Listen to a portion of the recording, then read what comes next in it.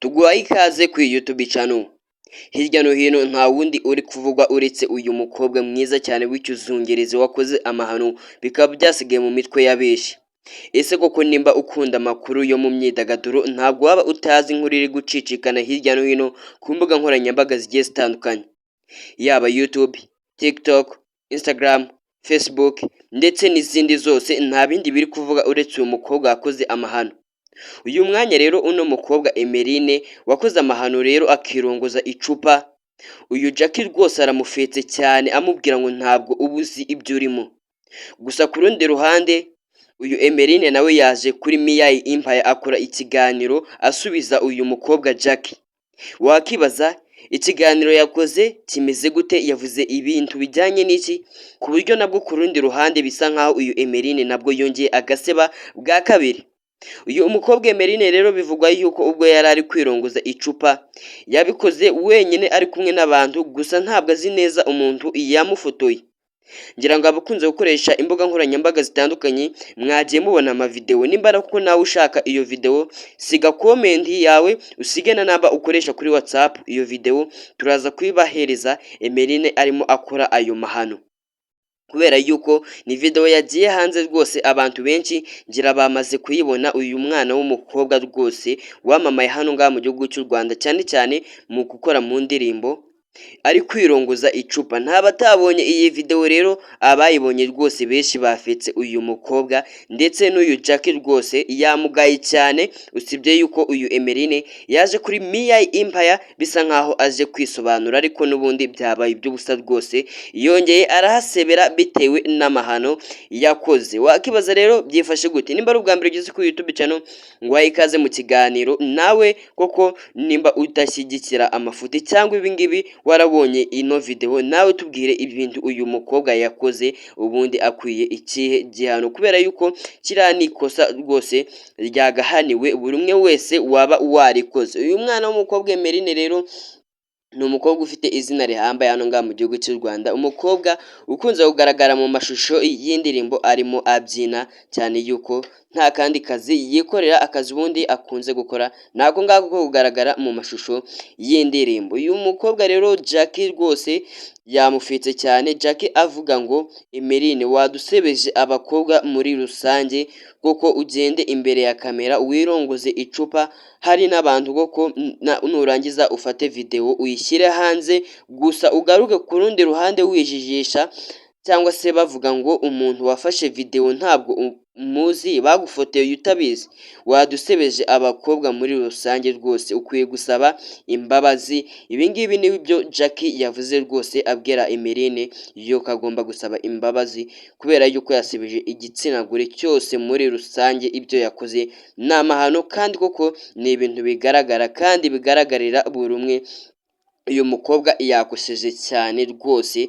Uyu Jackie yamubwiye ngo ese koko buriya niki cyaguteye biriya, wari wabuze umugabo mwaryamana ko nzi yuko uri umukobwa mwiza ukeneye umugabo atari uwishyuza, ntabwo wamubura rero, ahubwo sinzi ubujiji bwagufashe ukajya kwirongoza icupa. Jackie rwose yamufetse cyane ndetse n'abandi bantu benshi bagiye batandukanye bafetse uyu mukobwa Emeline kubw'igikorwa yakoze cyo gukora amahano nk'ariya rwose akirongoza icupa. Ngira ngo ibi ni ibintu wagiye ubona hirya no hino ku mbuga nkoranyambaga.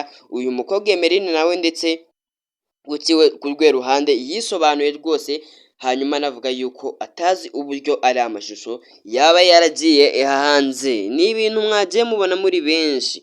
Uyu mukobwa Emeline rwose abantu benshi bamugaye. Uyu mukobwa Emeline akunda kugwa mu bibazo byinshi cyane rwose, avuga yuko ibyinshi ataba yiteguye. Ngira ngo mwageze kubona mu mwaka wa 2024 dusoje turimo tutangira andi mahano yegeze kuba rwose uyu mukobwa Emeline, inkuru zicishikana hirya no hino ngo The Ben yamukuruye ikariso mu bantu rwose. Ibyo ngibyo nabyo mwarabibonye, ni ibintu byavuzwe hirya no hino n'abantu batari bakeya, usibye yuko byaje kugera aho ngaho bigahora ku buryo nk'iyo minsi byateje ikibazo kuri The Ben n'umuryango wiwe, abantu bakora inkuru nyinshi z'uko uyu The Ben yakuruye uno mukobwa ikariso kuri stage. Ni ibintu byavuzwe cyane kandi mwarabibonye nabwo. Ese ubundi uyu mukobwa Emeline mwebwe mukurikije uko mubona uyu mukobwa ari shyashya, mutubwire uko mwaba mumubona.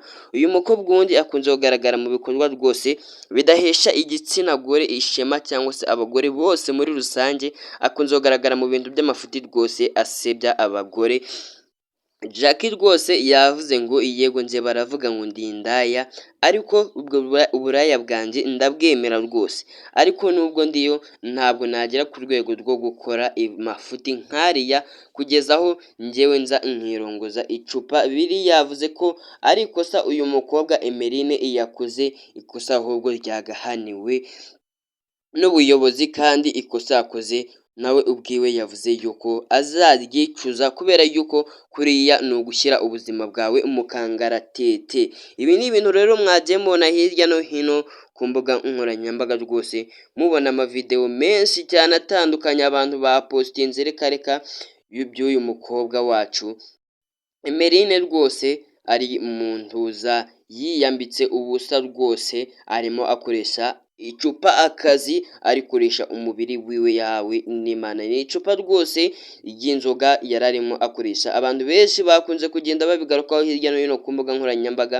Uyu Emeline gusa nawe yasebye, ariko rwose yagerageje gutanga ukuri kwiwe, n'ubundi birangira rwose bitewe n'ibibazo yari arimo abazwa bisa nkaho atsinzwe, nawe ubwiwe yemera yuko yakoze amafuti, kandi icyaha yakoze biriya ni ikosa cyane, kubera yuko biriya hari abantu bamwe na bamwe bigiraho ingaruka. Ariya ni amafuti ubundi uyu mukobwa yagahaniwe, usibye yuko nta mbaraga ubuyobozi bwabishyizemo. Nabwo ku rundi ruhande bamwe babibonye nk'aho uyu mwana w'umukobwa Emeline ibyo yakoze ari ibyiwe, ubuzima ari ubwiwe, ubwabo ni babandi bitwa ntibindeba, ni babandi bitwa bakunze kuvuga ngo buri wese n'ibyiwe, nibo baje ku ruhande rw'uyu mukobwa baramushyigikira, bavuga ngo ibyo yakoze ni ubuzima bwiwe, nta muntu n'umwe bireba, ni ku giti cyiwe. Ese koko